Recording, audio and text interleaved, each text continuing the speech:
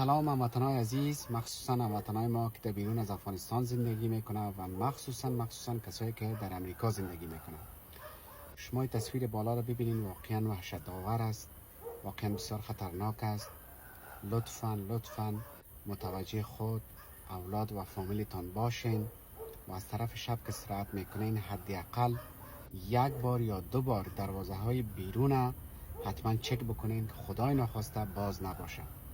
این تصویر بالا از یکی از کمره های دروازه ها ضبط شده که ساعت 1 یا 1:30 بجه شب ضبط شده که این قسم یک جناور یا یک قسم یک به حساب چی بگویم یک موجودات خطرناک پشت دروازه آمده و اگر دروازه خدای ناخواسته باز باشه اتو یک موجودات داخل خانه خواهد شد و ضربه محکم و صدمه محکم برای ما و شما و اولادای ما خواهد رساند.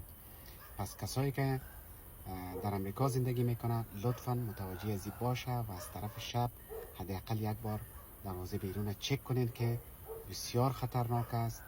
واقعا تصویری که من دیدم خیلی وحشتناک است.